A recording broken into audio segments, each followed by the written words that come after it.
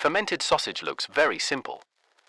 But from the moment it is wrapped with raw meat until it is ready to eat, this ground meat becomes a fierce battlefield where bacterial colonies explode in population and fight fiercely for territory. In the end, beneficial bacteria emerge victorious. Harmful bacteria that are toxic to humans are beaten to the point of exhaustion. After thousands of years of fermented sausage existence and development, this outcome has never changed. However, the battle between antibiotics and harmful bacteria is not that simple. The laws of nature are gradually favoring bacteria as they are granted a dangerous ability that we called antibiotic resistance.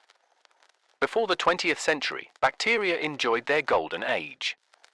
Pathogenic bacteria such as those causing plague, cholera, and tuberculosis created terrifying waves of epidemics throughout history.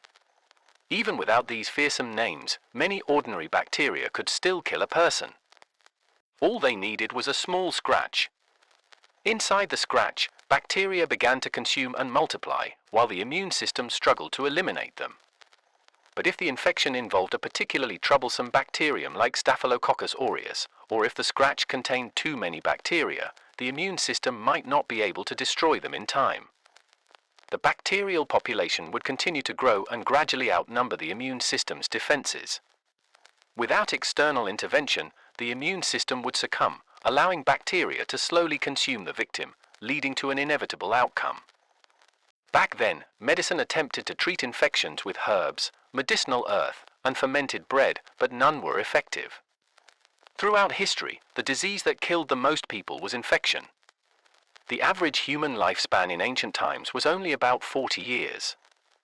Even by the early 20th century, when society had already advanced to the point of having electricity and cars, small cuts still had the potential to take lives. Doctors had begun to understand that infections were caused by bacteria, but they still had no real solution. Killing bacteria was easy, but killing bacteria without harming the infected person was the real challenge. Then came the breakthrough. Penicillin, the first antibiotic, was produced in 1942. It was a type of mold that eroded bacterial cell walls. Once the walls were thinned enough, internal pressure would cause the bacteria to burst, just like an overfilled water balloon. This method couldn't kill all harmful bacteria, but it worked against a large group of them. Penicillin quickly saved millions of lives and was hailed as a miracle of the modern era.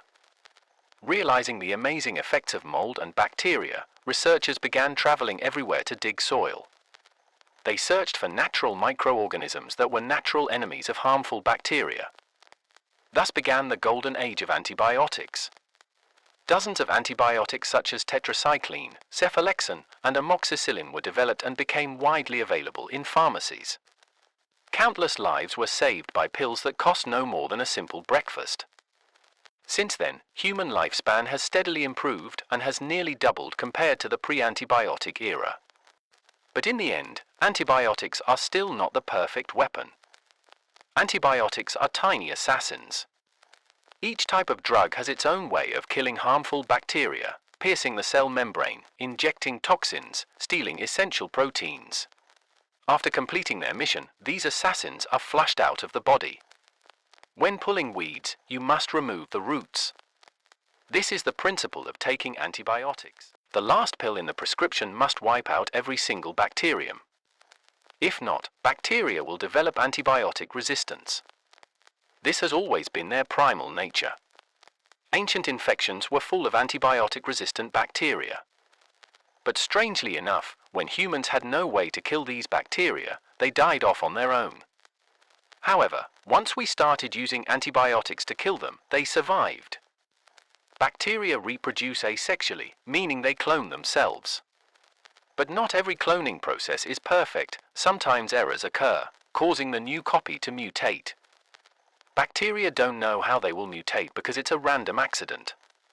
The offspring might grow horns, develop an extra protein in their nucleus, or suffer a fatal defect and die immediately. On average, only 1 in 1 million bacteria is born with a mutation, an extremely low probability. But the problem is, bacteria reproduce at an insane speed, doubling every 20 minutes without stopping. A population of 1,000 bacteria can grow into 1 billion in just 7 hours. Mutations are never in short supply. Now, let's take an example. Person A, an ancient man, gets a throat infection. His throat bacteria population includes a few dozen mutated bacteria of various types. However, these mutations don't matter. Every bacterium is equal and must face two major threats. The immune system, which is constantly attacking them. Their fellow bacteria, which are competing for food. With an exploding population and limited food supply, mutated bacteria don't stand a chance. They either get wiped out by the immune system or die with their ordinary relatives. Even if they infect someone else, they're still stuck in the same endless loop. Now, let's look at the modern-day equivalent. Person B gets a throat infection and buys 2 packs of antibiotics. This antibiotic kills bacteria by piercing their outer shell. Person B's throat contains 10 million bacteria, including many random mutations. But take a close look at this one. This bacterium has an abnormally thick outer shell, a trait that happens to make it resistant to the drug. Day 1, the first antibiotic pills are taken. 30% of the bacteria are killed.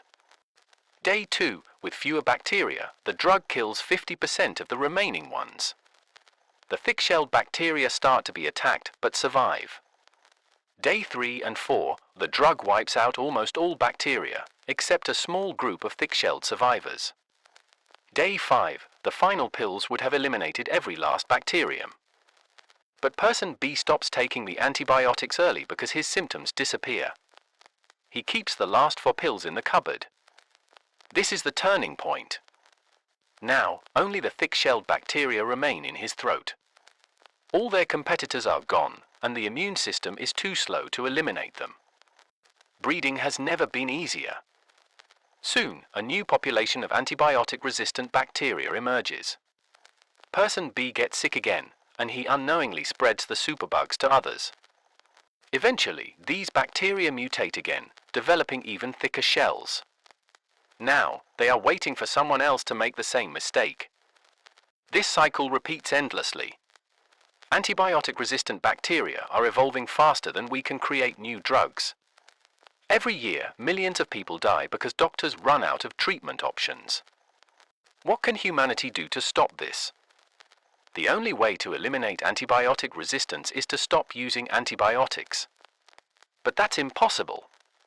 So, we must choose Plan B, slow down resistance by limiting antibiotic use.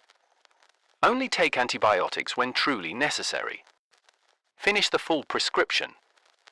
Reduce antibiotic use in livestock. If we continue to misuse antibiotics, we will return to the era of bacteria.